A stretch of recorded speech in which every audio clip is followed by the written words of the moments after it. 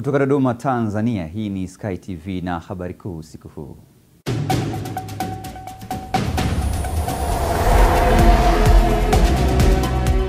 Watu 28 wamefariki dunia na wengine 9 kujeruhiwa kufuatia ajali iliyotokea katika eneo la Mlima Iwambi mkoani Mbeya.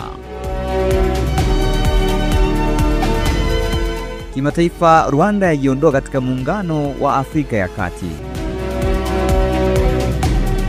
Na katika michezo, Azam FC yaweka wazi mkataba wa Faisal Salum. Hujambo na karibu katika ulimwengu wa habari kutoka hapa Sky TV, tukuletea uchambuzi wa dakika 60 wa habari za michezo, biashara na utabiri wa hali ya hewa. Mimi ni Freddy Cheti. Watu 28 wamefariki dunia na wengine 9 kujeruhiwa kufuatia ajali iliyotokea usiku wa kuamkia leo katika eneo la Mlima Iwambi baada ya lori la mizigo lililobeba unga na kuferi breki na kugonga magari mawili na baadaye kutumbukia korongoni. Taarifa ya Upendo Kibetile kutoka Mbeya inafafanua zaidi. Kamanda wa polisi mkoa wa Mbeya, kamishna msaidizi mwandamizi wa polisi Benjamin Guzaga amethibitisha kutokea kwa tukio hilo na hapa anaeleza. Tarehe 7 mwezi wa 6 mwaka 2025 majira ya saa 1:47 kwenye eneo hili la Mlima Iwambi katika halmashauri ya wilaya ya Mbeya vijijini, kwenye barabara kuu ya kutoka Mbeya kuelekea Tunduma, gari lenye namba T830 EDP ikiwa na tela lake lenye namba T148 CTD aina ya Scania lori ikiwa limebeba shehena ya unga ikiwa natokea Dar es Salaam. Kama nilivyosema, ilikuwa limebeba shehena ya unga, liliweza kufika katika maeneo haya na kugonga kwanza magari mawili.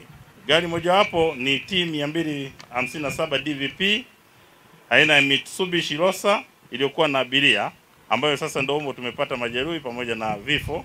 Lakini pia na gari nyingine T185 DMF aina ya Toyota Light Ice na kutumbukia kwenye eneo hili la Kolongo kwenye mto huu Mbalizi, kusababisha vifo 27 kwa jana. Lakini baada ya kuchukua wale majeruhi, basi leo asubuhi tumepata tena taarifa kwamba majeruhi mmoja ameongezeka, na ndio maana nasema vifo vimefikia 28. Mkuu wa mkoa wa Mbeya Dr. Juma Omera amefika katika hospitali ya teule ya Ifisi na kuwaona baadhi ya majeruhi, huku akitoa salamu za pole kutoka kwa Rais wa Jamhuri ya Muungano wa Tanzania Dr. Samia Suluhu Hassan. Zima wafiwa wote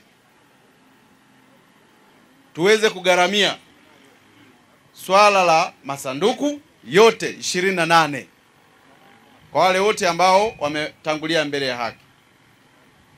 Lakini pia na mnajua sanduku gharama yake kama $500,000 hivi. Lakini pia ametoa maelekezo kwamba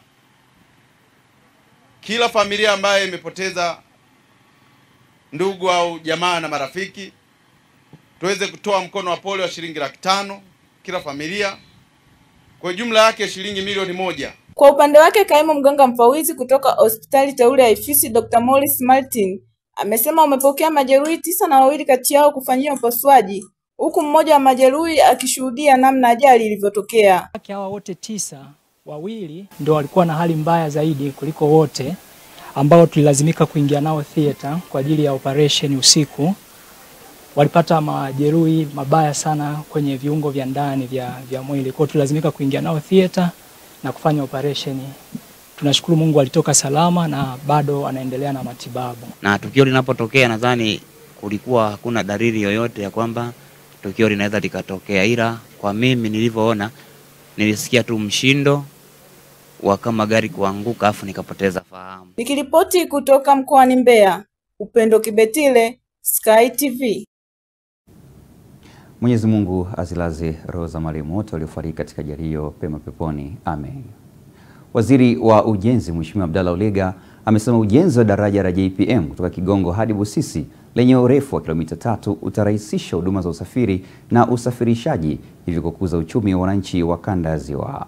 Mwandishi wetu Mindi Joseph ametuandalia taarifa hii ambayo imesomwa na Maliango Mgeta. Hatua hiyo ni sehemu ya juhudi za serikali kuhamasisha wananchi kushiriki moja kwa moja katika kukuza uchumi wa taifa. Akizungumza na waandishi wa habari, afisa uhamasishaji wa Kituo cha Uwekezaji Tanzania Bwana Felix John amesema mwitikio wa wawekezaji wa ndani umeongezeka kwa kasi kubwa, ambapo mwaka 2023 miradi 500 ilisajiliwa na hadi kufikia mwaka 2024 idadi hiyo imeongezeka hadi miradi 901. Ameongeza kuwa miradi hiyo imechangia zaidi ya shilingi bilioni 9.3 katika pato la taifa.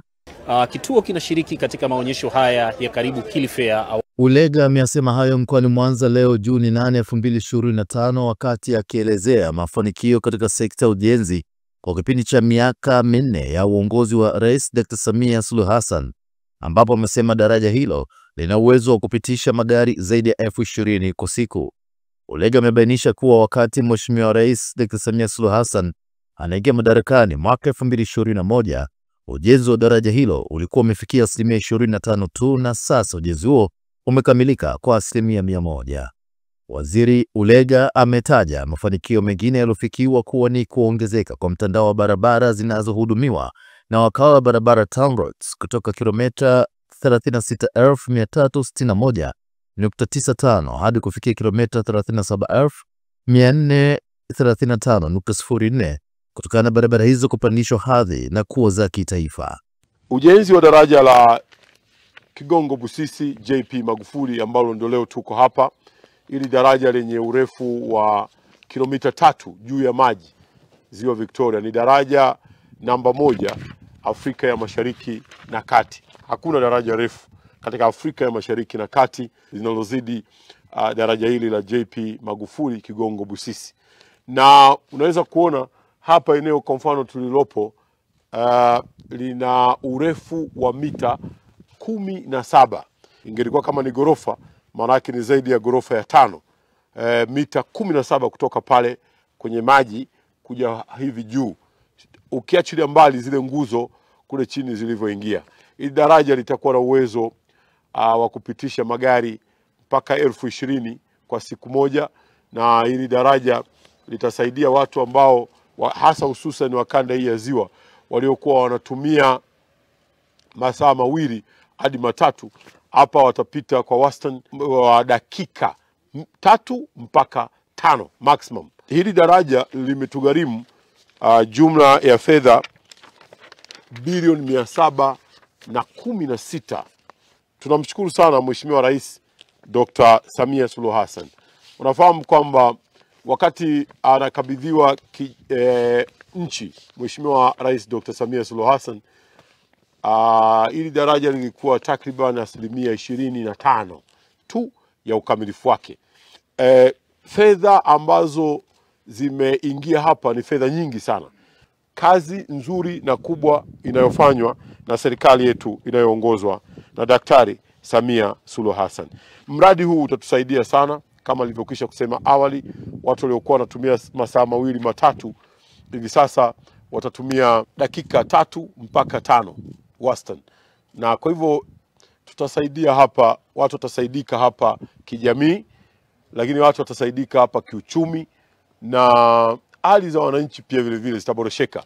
Vivuko hivi ambavyo vilikuwa vinatumika katika eneo hili viko hapo chini, unaweza kuona vilikuwa vinavusha kwa siku moja mpaka gari 600, sasa hadi 1000. Hizi gari zote sasa zitakuja zihamie huku, ikiwa ni pamoja na kile wanaotumia upande wa kule Kamanga Ferry, wote hawa watapita upande huu, na hii itachechemua sana uchumi wa eneo la kanda ya ziwa. Na hizi bilioni 700 ukizipeleka kwenye barabara, ingelikuwa kama si daraja, tungelisema tunajenga barabara za rami, ni wastani wa bilioni 1.5 mpaka bilioni 2 kwa barabara kwa kilomita moja. Kwa hivyo ukigawa, unaweza ukaona daraja hili limechukua fedha za kujenga zaidi ya kilomita 350 ambazo zingeweza kujengwa za lami. Kadhalika, Ulega amesema serikali inaendelea na mkakati wa kupunguza msongamano wa magari katika miji mikubwa hapa nchini, hususan mikoa ya Dar es Salaam, Dodoma, Mwanza na Mbeya, ili kuhakikisha wafanyabiashara na wananchi wanafikia huduma kwa wakati na kupunguza gharama za uendeshaji wa magari kwa kukaa kwenye foleni kwa muda mrefu. Maliyango Mugeta, Sky TV. Na mtazamaji, tunaomba radhi kwa mwingiliano wa picha kutokana na habari iliyoisha hivi punde. Tutazame taarifa nyingine. Katibu wa NEC itikadi na uenezi na mafunzo wa Chama cha Mapinduzi CCM Amos Makalla amewataka wananchi kuachana na propaganda zinazoendeshwa na viongozi. Amina Ngahewa kutoka Arusha ana taarifa kamili. Makalla ameyasema hayo wakati akihitimisha ziara yake wilayani Arumeru mkoani Arusha, ambapo amesema kwa kuwa chama hicho hakitashiriki katika uchaguzi mkuu unaotarajiwa kufanyika mwaka huu, ni vyema akatumia haki yao ya msingi ya kupiga kura ili kuwachagua viongozi katika ngazi ya udiwani, ubunge na uraisi. Kama kuna mwanachadema Meru, ni kuombe safari hii, uchaguzi huu, utaona mgombea udiwani wa chama chako, kwa sababu hamtoshiriki. Utaona mgombea ubunge wa chama chako, kwa sababu viongozi wenu wameamua kupumzika. Utaona mgombea urais wa chama chako, kwa sababu viongozi wa chama chenu wameamua kupumzika. Lakini mnayo haki ya kupiga kura. Na kwa kasi hii ya maendeleo inayoletwa na Chama cha Mapinduzi na mipango mizuri inayokuja, ungana nasi katika kuelekea safari kubwa ya maendeleo kupitia Chama cha Mapinduzi. Ni waombe, muda ukifika, pamoja na Uchadema, na kwa sababu viongozi wamewakwaza, nendeni mkapige kura, wachagueni wagombea wa Chama cha Mapinduzi.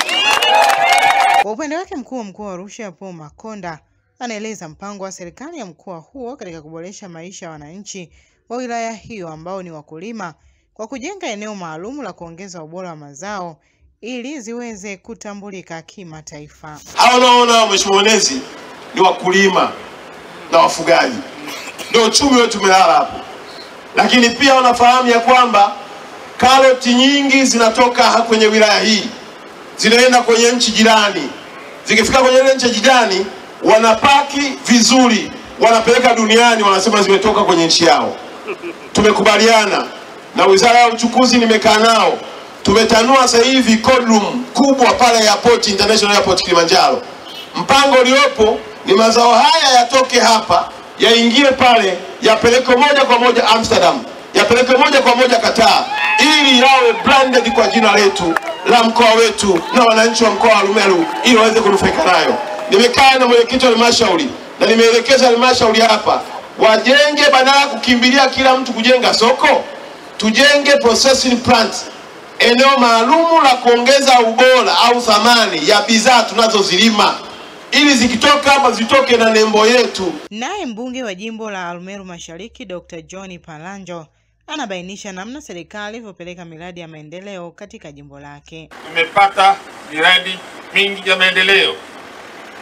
Tumepokea jumla ya shilingi bilioni 51 ambazo zimetekeleza miradi kwenye sekta ya elimu, sekta ya afya, maji, umeme wa REA, sekta zote kwa kifupi. Nikiripoti kutoka mkoani Arusha, Amina Ngahewa, Sky TV. Mtazamaji, unatazama Ulimwengu wa Habari na tulionayo usiku huu. Watu 28 wamefariki dunia na wengine 9 kujeruhiwa kufuatia ajali iliyotokea katika eneo la Mlima Iwambi mkoani Mbeya. Kimataifa, Rwanda yajiondoa katika muungano wa Afrika ya Kati. Na katika michezo, Azam FC waweka wazi mkataba wa Faisal Salum. Karibu tena mtazamaji, hii ni Sky TV, mimi ni Freddy Cheti. Tutazame taarifa nyingine. Waziri Mkuu mstaafu Mheshimiwa Mizengo Pinda amewataka viongozi kusimamia na kudhibiti rushwa ndani ya vyama ili kuenzi falsafa na maono ya hayati Mwalimu Julius Kambarage Nyerere. Nora Damian ana undani wa taarifa hii. Akizungumza leo jijini Dar es Salaam wakati wa kikao cha bodi ya wakurugenzi wa taasisi ya Mwalimu Nyerere, Mheshimiwa Pinda amesema Mwalimu Nyerere alikuwa mkali kwenye uchaguzi na wala hakupenda kusikia rushwa. Hivyo wao kama taasisi, jambo wanalotaka kuona katika uchaguzi. Mwalimu alikuwa mkali kweli kwenye corruption. Alikuwa mkali sana. Sasa tunaelekea kwenye uchaguzi. Na sisi kama taasisi ambao sasa tumejipambanua dhahiri kabisa fikra zetu na mitazamo yetu ni yale ya kuendeleza mambo ya baba wa taifa mazuri. Moja ya jambo ambalo tunataka kwenye chaguzi zetu hizi tuone namna ya kuzisimamia na kudhibiti ni rushwa.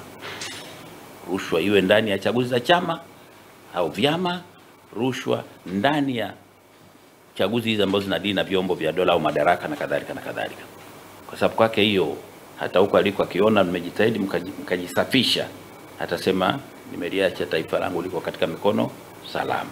Ni kuambia tu Tanzania, uchaguzi unakuja, lakini wote twende na jicho la kuimarisha amani na utulivu,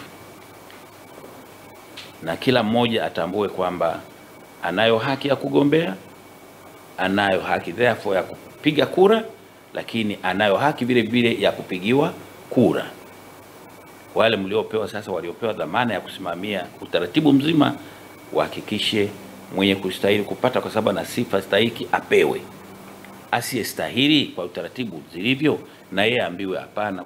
Naye mwenyekiti wa taasisi ya Mwalimu Nyerere Paul Kimiti amesema wanatarajia kwenda katika wilaya na mikoa mbalimbali nchini kutoa elimu kwa Watanzania kujua shabaha na madhumuni ya uchaguzi aliyoyaasisi hayati Mwalimu Nyerere.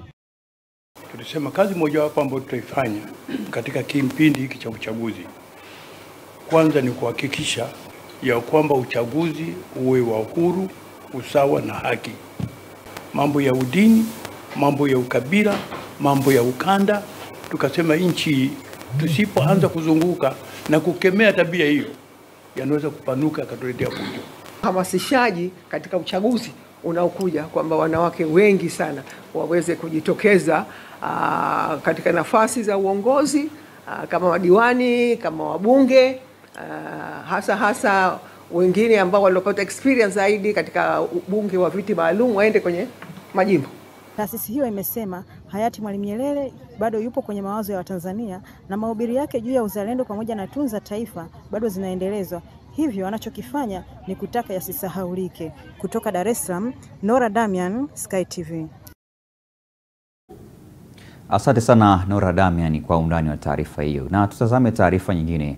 Wananchi zaidi ya 38 kutoka vijiji 12 vya tarafa ya Matombo, halmashauri ya wilaya ya Morogoro, wanatarajia kunufaika na huduma ya maji safi na salama kupitia mradi mkubwa wa maji wa Kibana unaogharimu shilingi bilioni 11. Akikabidhi mabomba kwa ajili ya ujenzi wa mradi huo, mkuu wa wilaya ya Morogoro Musa Kilakala amewataka wananchi kutunza miundombinu ya maji ili iweze kudumu na kuhudumia kizazi cha sasa na kijacho. Naye meneja wa RUWASA wilaya ya Morogoro Mhandisi Grace Limo amesema mradi huo utatekelezwa katika vijiji 12 kwa lengo la kumaliza adha ya uhaba wa maji kwa wakazi wa maeneo hayo. Leo tumepokea mabomba kwa ajili ya mradi ambao utahusisha kata 3, kata ya Lundi, Tombozi na Kisemu, mradi ambao utapita vijiji 13. Wananchi 38,000 watanufaika na mradi huo, mradi ambao Dr. Samia Suluhu Hassan, Rais wa Jamhuri ya Muungano wa Tanzania, ameweka fedha shilingi bilioni 4 na milioni 450 kwa ajili ya mradi huu kuhakikisha wananchi wa maeneo haya katika kata 3, vijiji 13 wanapata maji safi na maji salama. Tunamshukuru sana Rais wa Jamhuri ya Muungano wa Tanzania kwa mradi hii mikubwa ambayo inakuja katika maeneo yetu. Nia na madhumuni ni kuhakikisha wananchi wetu wanapata maji safi, maji salama katika mradi huu wa Kibena. Wito wangu kwa wananchi wa halmashauri ya wilaya Morogoro, tuendelee kutunza miundombinu ya maji. Maji ni uhai. Tutunze miundombinu ya maji kwa ajili ya manufaa yetu, kwa manufaa ya wananchi wengine, lakini kwa manufaa ya mifugo yetu katika halmashauri ya Morogoro vijijini. Fedha nyingi zinakuja. Mheshimiwa Rais amekuwa ni msikivu, anajua kama tuna changamoto ya maji, lakini amekuja na majibu ya changamoto hizo. Sasa sisi tumuunge mkono kwa kulinda miundombinu ya maji, kuhakikisha miundombinu ya maji haichezewi na vyanzo vya maji havichezewi. Kwa sasa hivi mradi tumeugawa kwenye phase 2 kwenye utekelezaji, na sasa tuko kwenye phase ya kwanza. Kwa maana ya awamu ya kwanza tuna ujenzi wa intake iko juu milimani, kuna mto mkubwa sana unaitwa mto Kibana kwenye kijiji cha Lugeni, lakini maji yale tunasafisha kwa mabomba haya makubwa kuanzia nchi 8, 6, nchi 4, 3, 2 na kuendelea. ambapo tunategemea maji yatakunufaisha vijiji takribani 5 kwa awamu hii. Na kijiji kikubwa cha Mtamba Center, lakini na kijiji kikubwa hapa cha Mtombozi, na vijiji vidogo vidogo vya Vihengele viko ndani, Vihengele, Rugeni pamoja na Tandai. Kwa hiyo tunategemea kujenga matraki takribani 4 kwa awamu hii. Kubwa kabisa na 200,000, tuna tenki la 90,000 na mawili ya 50,000. Na pamoja na matenki tunategemea kujenga pia treatment kwenye intake kwa ajili ya kusafisha maji na kuyaleta kwenye matenki yakiwa masafi. Kikubwa kwenye mradi huu tunategemea kwamba tutalaza bomba kwenye mtandao wa kilomita 64.6 ambazo tunategemea wananchi kwa sasa hivi watakaonufaika zaidi ya watu 18,000. Lakini kwa mwingine na mradi mzima utakapokamilika, mradi utahudumia zaidi ya watu 30,000.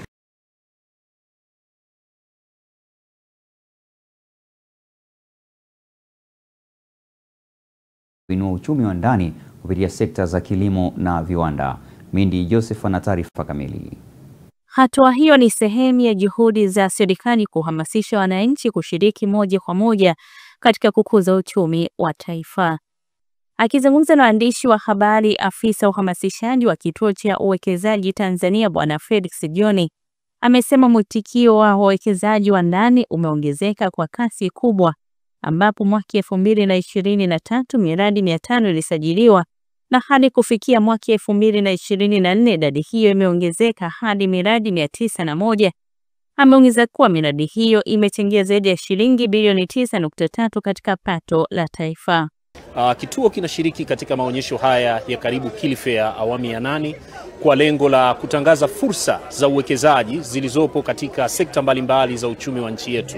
Lakini pia tunashiriki kwa lengo la kutoa elimu ya uwekezaji kwa hadhira ya washiriki. Na hilo ni kwa kuzingatia ukweli kwamba Kilifair awamu ya 8 hili ni onyesho ambalo limepata umaarufu mkubwa, lakini linavutia wadau mbalimbali wa sekta ya utalii na sekta zingine, sio tu kutoka ndani ya nchi lakini pia kikanda, kwa mantiki kwamba linavutia wadau kutoka barani Afrika na duniani kote.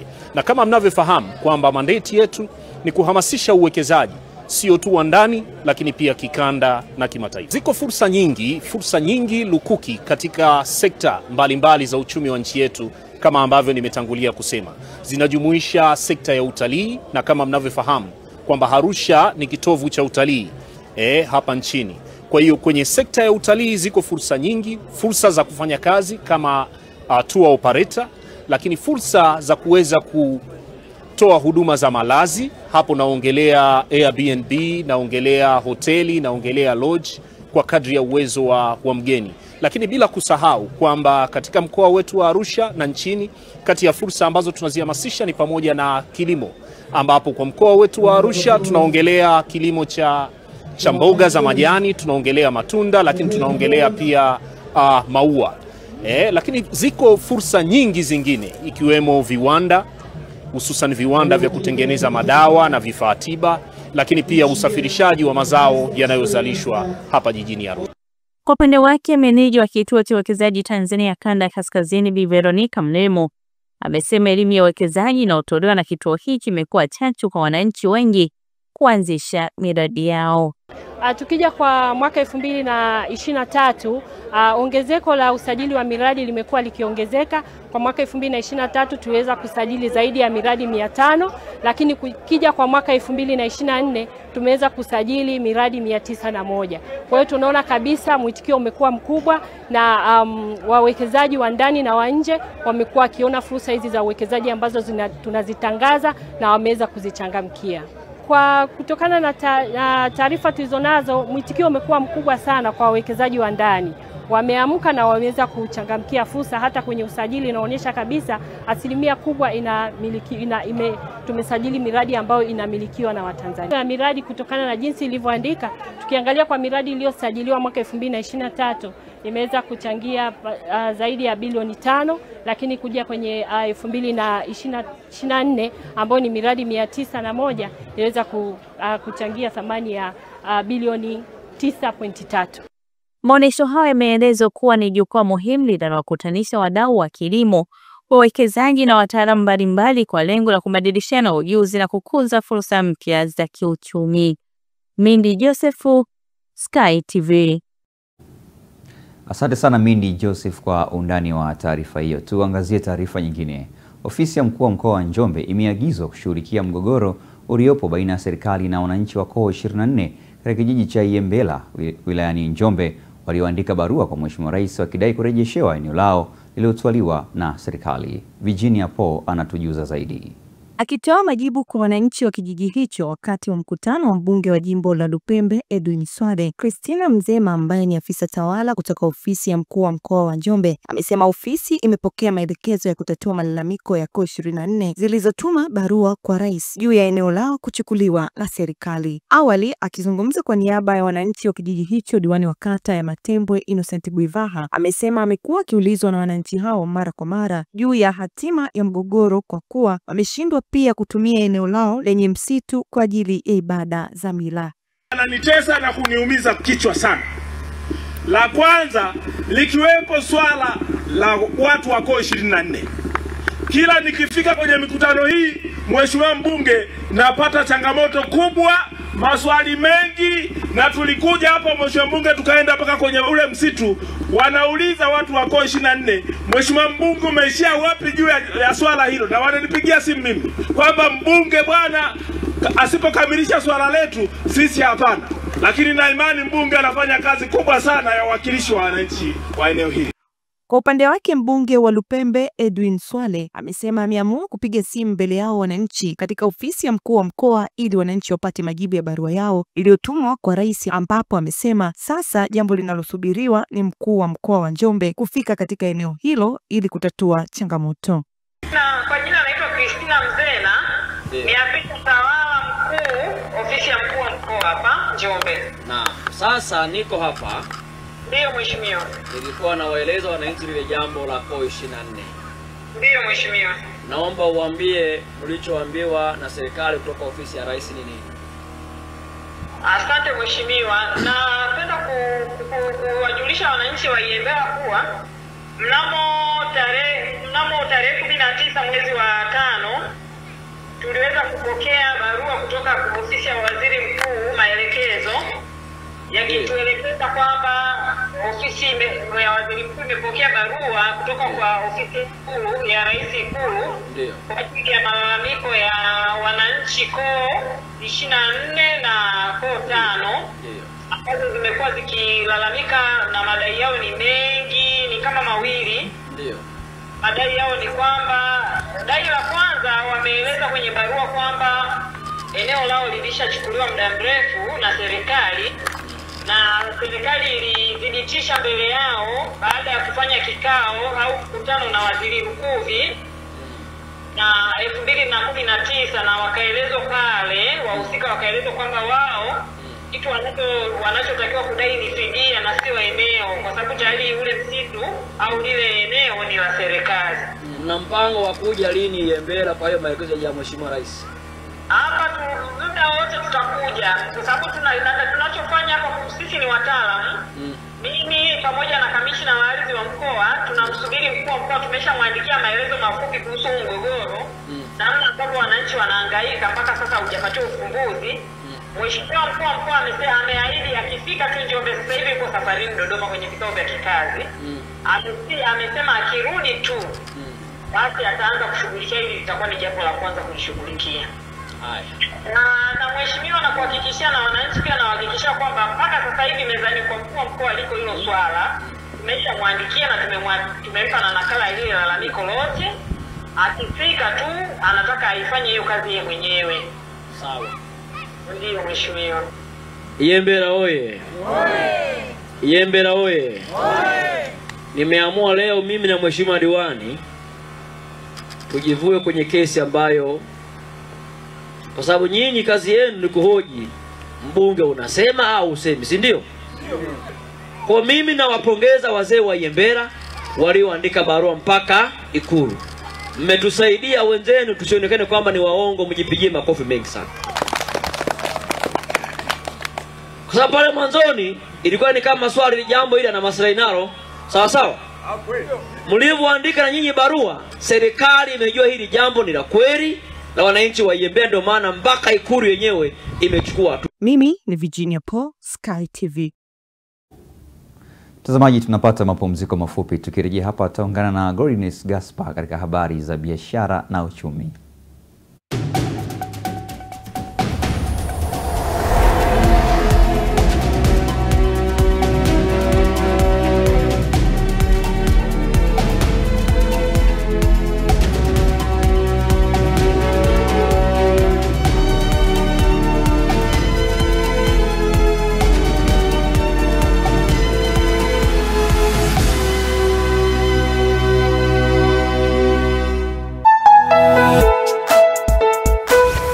Sky TV.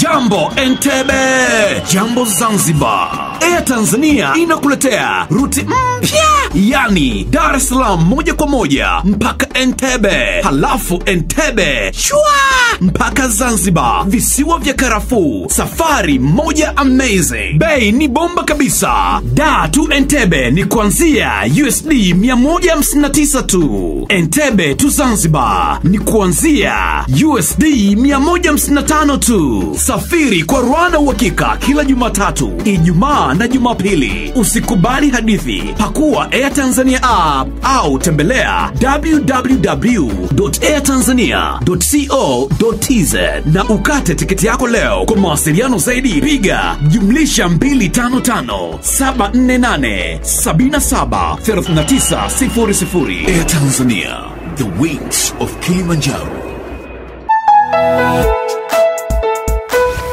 Sky TV.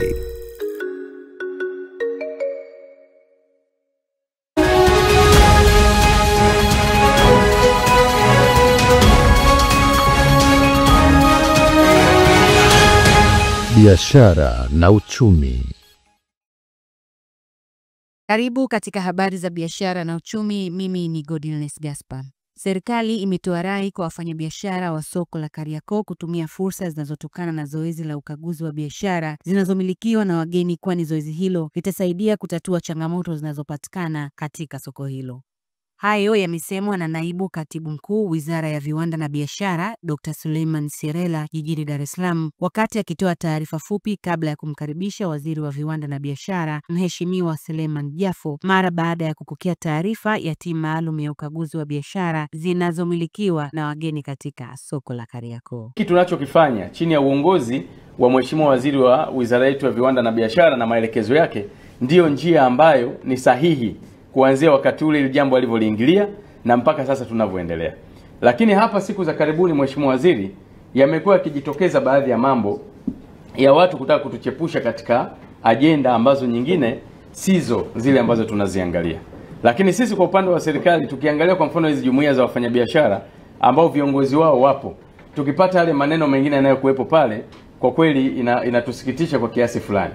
Lakini tumekuwa karibu tukijaribu kufuatilia. Kwa hiyo mimi nitoe rai tu kwa wenzetu wafanyabiashara, kwa sababu tupo kwenye timu, ni wakati sahihi sasa kuhakikisha kwamba yale ambayo tunahitaji kuyafanyia kazi tumepata fursa ya pamoja ya kuyafanyia kazi. Yapo yale haraka ambayo yanafanyika ikiwemo haya operation ambayo tunaendelea nayo, lakini yako mengine ni lazima tukubali kwamba yatahitaji muda fulani. Na mimi niseme wazi tu, Mheshimiwa Waziri, wengine wanaweza wakawa na umauma maneno. Zoezi hili ukitazama kila taasisi kwa nafasi yake inapaswa ifanye zoezi hili katika yale mambo ambayo yanawahusu. Na ndio maana utaona wenzetu hao wa kamati hii wameonyesha kila kipengele, Mheshimiwa Waziri, kuonyesha nani kazi zake alitakiwa afanye nini na kitu gani anatakiwa aendelee pale kukifanya. Kuanzia watu wa vyombo na taasisi nyingine. Utaona kama ni TRA kuna mapato ambayo alikuwa hajayapata, unaona ameyapata. Tafsiri yake na tuonyesha kwamba wenzetu TRA, kumbe hii kazi ya pamoja tukifanya kuna matokeo ambayo yanaweza kufanyika.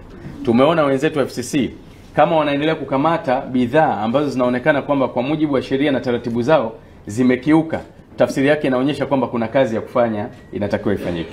Kwa hiyo taasisi ikifanya kazi hii yenyewe kwa moja moja, ndio changamoto zile zinatokea kuonekana labda kuna watu wamepewa chochote kitu.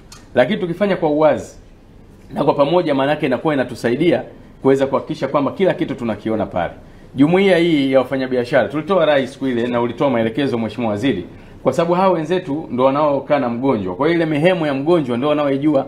Kwa hiyo wao wanakueleza kwamba tufanye hivi. Kwa hiyo mimi nishukuru wajumbe wengine wa serikali kwa kuendelea kuwasikiliza vizuri jumuiya ya wafanyabiashara wa Kariakoo, kwa sababu walipokuwa wanaonyesha wapi kwenda, mlikuwa mnazingatia hiko kitu.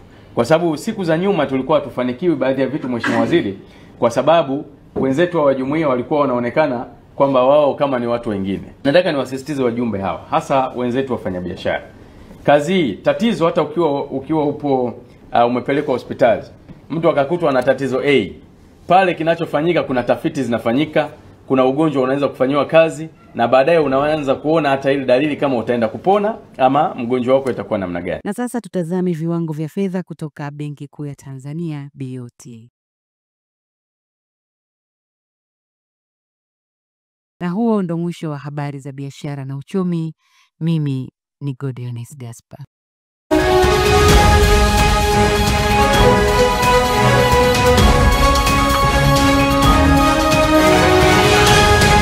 Biashara na uchumi.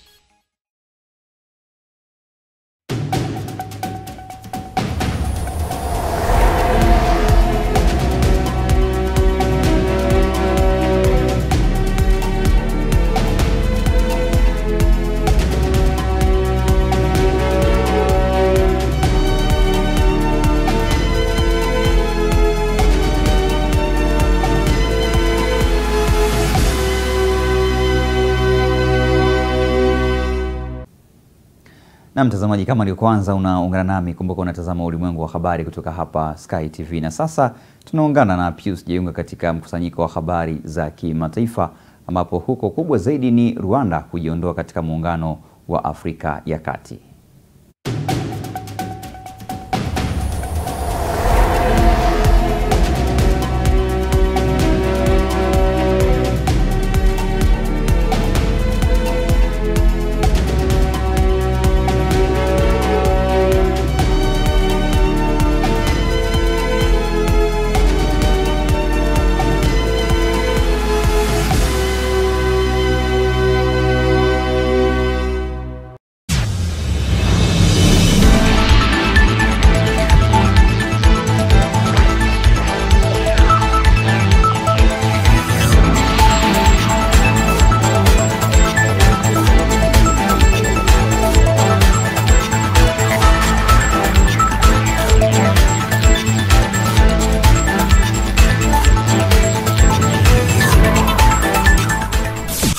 Habari za kimataifa.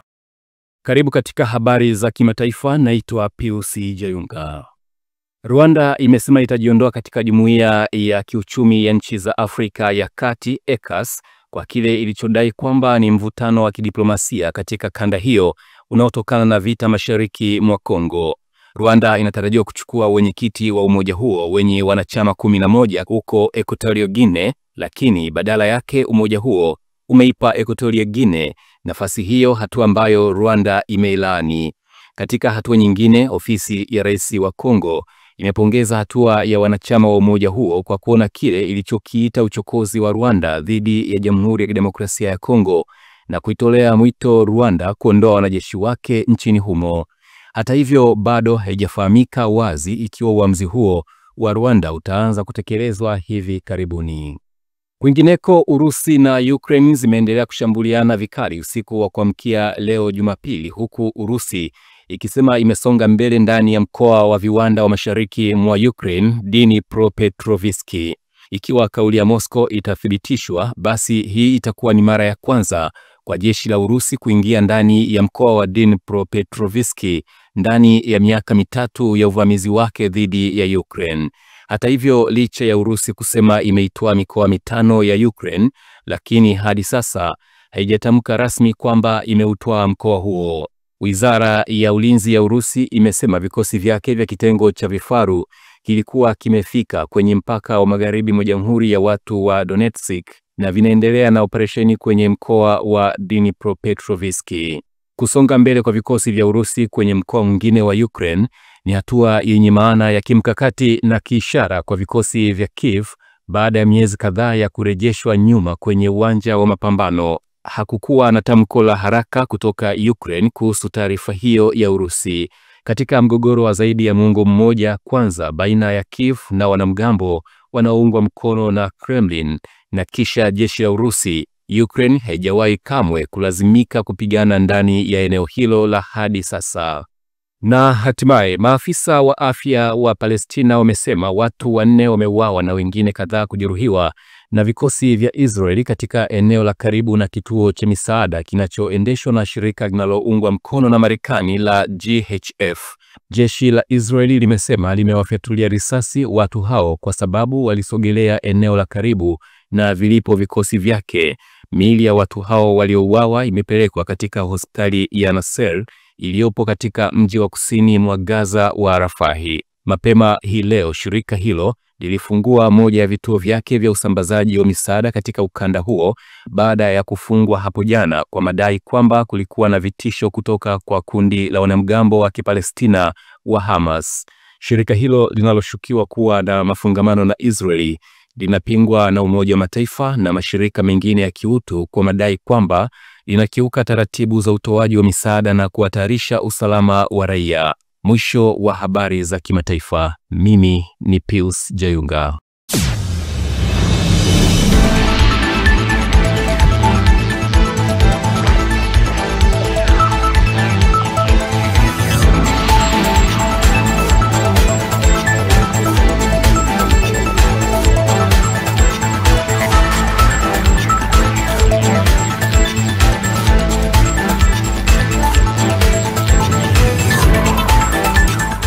Habari za kimataifa.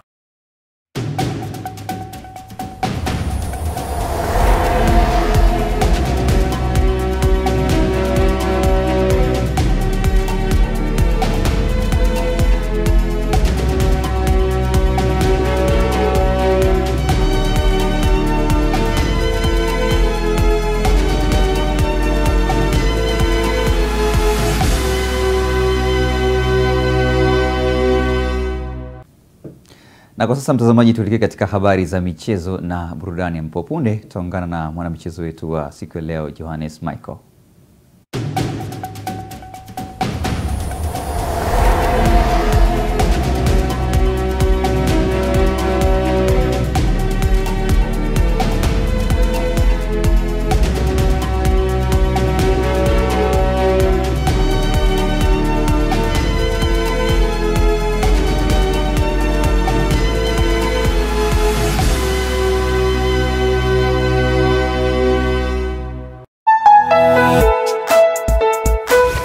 Sky TV.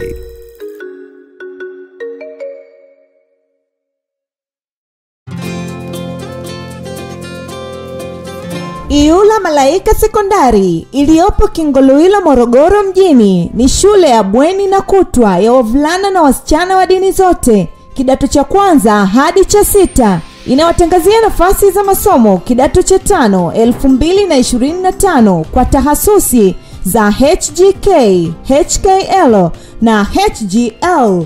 Sifa za mwombaji ni ufaulu wa kuanzia daraja C katika masomo matatu na kuendelea. Kuhamia kidato cha kwanza na 3 mwaka 2025 kwa masomo ya science, sanaa na biashara. Usajili unafanyika kila siku za kazi saa 2 kamili asubuhi shuleni Iyula Malaika Sekondari.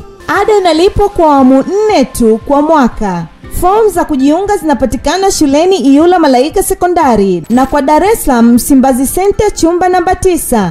Kwa wasiliano zaidi piga simu namba 0786 88 58 80, 0747 84 50 01 au 0716 30 18 83. Mlete mwanao Iyula Malaika kwa elimu bora na ya uhakika.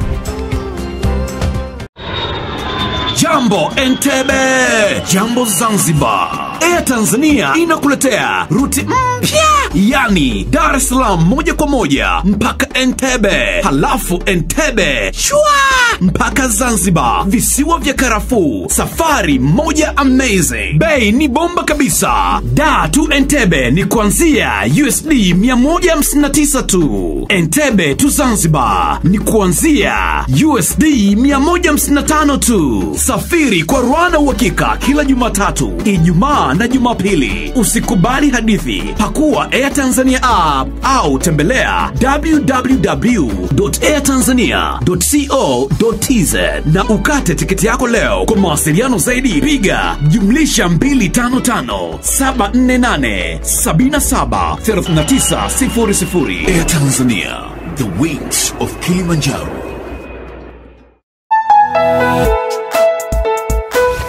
Sky TV.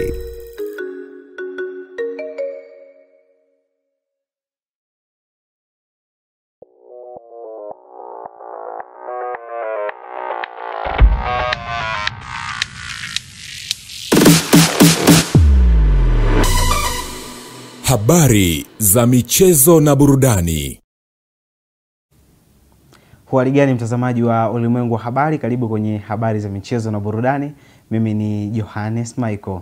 Na moja kwa moja tunaanza na taarifa ambalo tamasha la soka lilozikutanisha timu ya Aisha Masaka na timu ya Frida Amani, ambapo mchezo huo umetamatika katika dimba la KMC Complex na timu zote kutoshana nguvu, ambapo mchezo huo umetamatika kwa sare ya bao 2-2. Sio timu Aisha wala sio timu Frida ambaye ameweza kuibuka na ushindi katika siku ya hivi leo.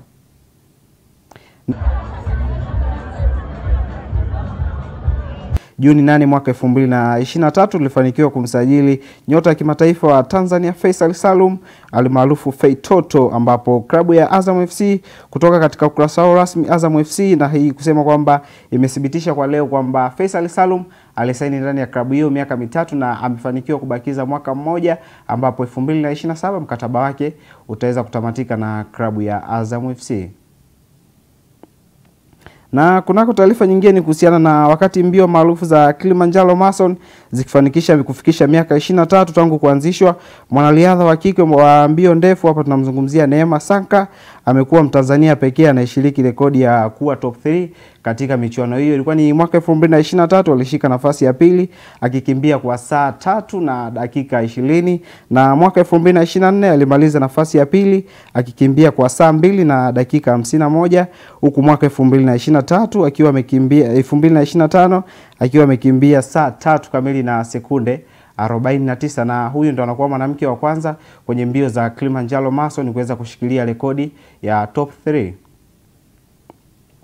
Na kunako taarifa nyingine moja kwa moja tunakwea pipa hadi kimataifa, ambapo tunaanza na taarifa wapinzani wa kandanda wa Algeria, Ureno na Hispania watacheza hatua ya finali kwenye kombe la UEFA National League mwaka 2025 leo saa 4 usiku kwenye uwanja wa Allianz Arena mjini Munich, ambapo timu hizi zitakutana kwa mara nyingine mfululizo, ambapo timu ya taifa ya Hispania pamoja na timu ya taifa ya Ureno itakuwa wanaweka historia kuwa wanaliwania kombe la UEFA National League ndani ya msimu 2025.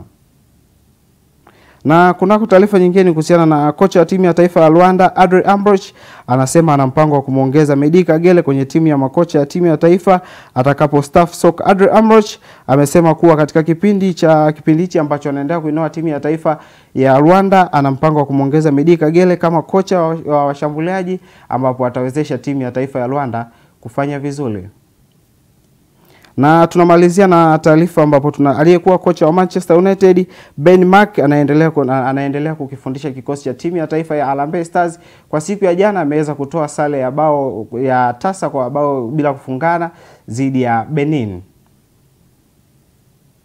Na mtazamaji, na huo ndo mwisho wa habari za michezo na burudani. Mimi ni Johannes Michael.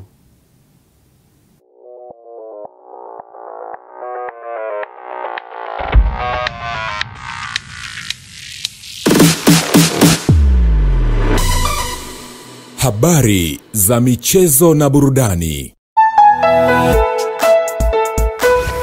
Sky TV.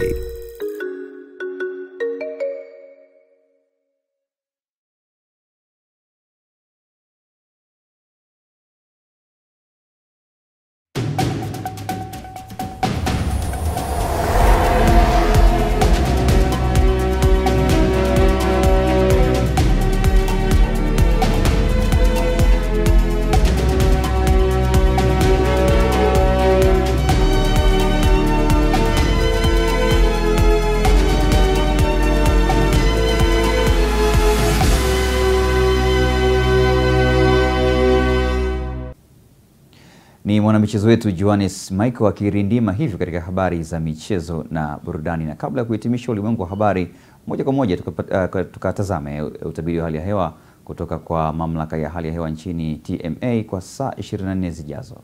Wakati huu na karibu tena katika utabiri wa hali ya hewa ambao ni wa saa 24 zijazo. Na tukianza na mifumo ya upepo, inashokuwa inatarajiwa kuvuma kwa kasi ya kilomita 20 kwa saa katika ziwa Victoria pamoja na ziwa Tanganyika, na kwa kasi ya kilomita 30 kwa saa katika ziwa Nyasa pamoja na ukanda wote wa pwani. Na mamlaka ya hali ya hewa Tanzania inatoa angalizo la uwepo wa vipindi vya mawimbi makubwa yanayofikia mita 2 yanatarajiwa katika baadhi ya maeneo ya ukanda wote wa pwani. Hivyo wakazi wa maeneo hayo hatua stahiki ni vema kuchukuliwa. Na mifumo ya anga bado inaendelea kuonyesha upungufu wa viashiria vya mvua katika maeneo mengi hapa nchini. Wakati hali ya ubaridi inaendelea kutarajiwa katika maeneo mengi hapa nchini, na kiwango cha chini cha joto kinatajwa kwa nyuzi 9 katika mkoa wa Njombe. Hivyo basi kwa usiku wa leo ni matarajio yetu kuwa maeneo ukanda wa pwani kaskazini, maeneo haya yanatajwa kuwa na hali ya mawingu kiasi, mvua katika maeneo machache. Wakati maeneo mengine nchi yanayosalia, maeneo haya yanatajwa kuwa na hali ya mawingu kiasi pamoja na ukavu kwa ujumla. Lakini kwa hapo kesho ni matarajio yetu kuwa maeneo ukanda wa pwani kaskazini, maeneo haya yanatajwa kuwa na hali ya mawingu kiasi, mvua katika maeneo machache pamoja na vipindi vya jua. Wakati maeneo mengine ya nchi yanayosalia, maeneo haya yanatajwa kuwa na hali ya mawingu kiasi pamoja na vipindi virefu vya jua. Ufuatao ni utabiri wa hali ya hewa siku 4 zijazo kwa baadhi ya miji hapa nchini. Dar es Salaam kiwango cha chini cha joto kinatajwa kwa nyuzi 23. Dodoma kiwango cha chini cha joto kinatajwa kwa nyuzi joto 15. Mwanza kiwango cha chini cha joto kinatajwa kwa nyuzi joto 20. Kilimanjaro kiwango cha chini cha joto kinatajwa kwa nyuzi joto 17. Mbeya kiwango cha chini cha joto kinatajwa kwa nyuzi joto 10. Morogoro kiwango cha chini cha joto kinatajwa kwa nyuzi joto 17. Arusha kiwango cha chini cha joto kinatajwa kwa nyuzi joto 13. Na kutoka mamlaka ya hali ya hewa Tanzania hatuna la ziada. Ulikuwa nami Rebecca William, tukutana hapo kesho muda wakati kama huu. Na mtazamaji, na kwa nukta hiyo ndivyo ambavyo tunafika tamati katika ulimwengu wa habari kwa siku ya leo. Kwa habari zetu zaidi usiache kutembelea katika mitandao yetu ya kijamii Facebook, Instagram, TikTok, Thread pamoja na YouTube channel yetu kwa jina la Sky International TV. Kwa niaba ya timu nzima iliyoshiriki kuandaa ulimwengu wa habari kwa siku ya leo, jina langu ni Freddy Cheti. Uwe na wakati mwema.